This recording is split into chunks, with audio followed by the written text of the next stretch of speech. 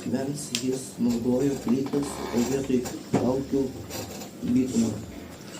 Meilė sakė, pasistatykime miestą ir bokštą su dangų siekiančia viršūnė ir pasidarykime savo vardą, kad nebūtume išblaškyti po visą. Šitas bokštas turi persimti mūsų grupės vardą.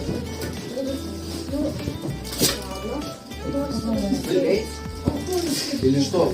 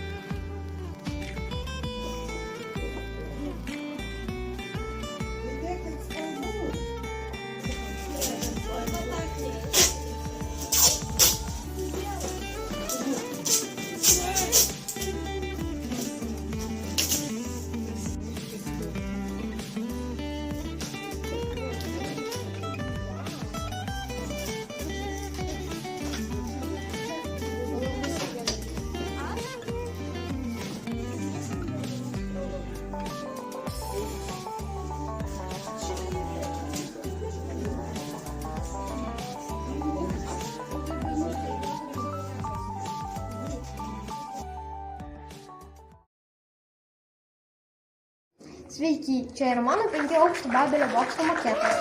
Norėjau parodyti senovinį ir labai aukštą bokštą, todėl kiekvienas aukštas siaurėja į viršų. Juodos arkos vaizduoja langus arba įėjimus. Babelio bokštas kilo iš senovinio pasakojimo apie žmones, kurie norėjo pasiekti dangų.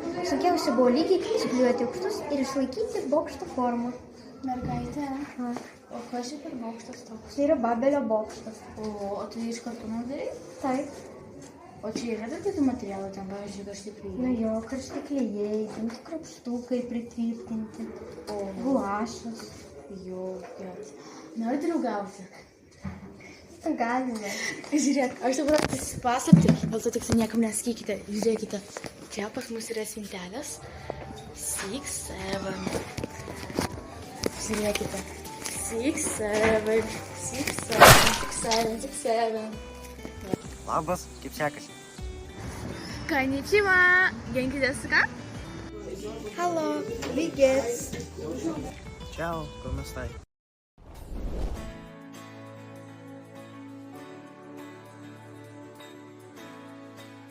Sveiki visi! Šiandien aš jums norėčiau trumpai papasakoti apie mūsų temos pavadinimą. Kodėl Žemėje sunku susikalbėti? Ir trumpai paaiškinti, kodėl statybininkams nepavyko pastatyti Babelio bokštą. Noriu pasiekti dangų, siekiu išgarsinti savo vardą bei baimę išsiskirstyti po žemę. Statytojai įtikė ir bandė sukurti bendros žmonijos vienybės bei galios paminklą, kuris nepriklausytų nuo Dievo. Bet kodėlgi jiems nepavyko?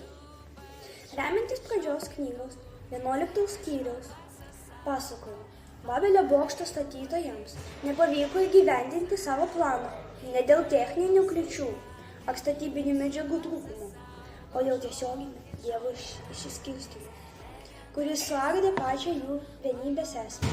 Štai pagrindinė priežastis, kodėl šis projektas žlugo. Didžiausia statytojo stiprybė buvo ta, kad visa žemė turėjo vieną kalbą ir tos pačius žodžius. Kai žmonės nustojo suprasti vieni kitus, bendras darbas tapo nebeįmanomas. Dingo gebėjimas susikalbėti, kurti bendrus planus ir koordinuoti veiksmus. Todėl statybos natūraliai sustojo. Štai priežastis, kodėl Babelio bokštas iš pradžių nepavyko.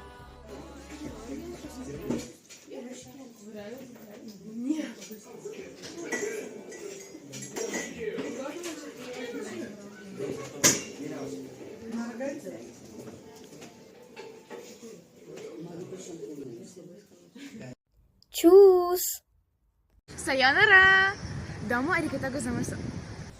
Чус Велендан. Arrivederci, grazie. Viso gero, labai ačiū.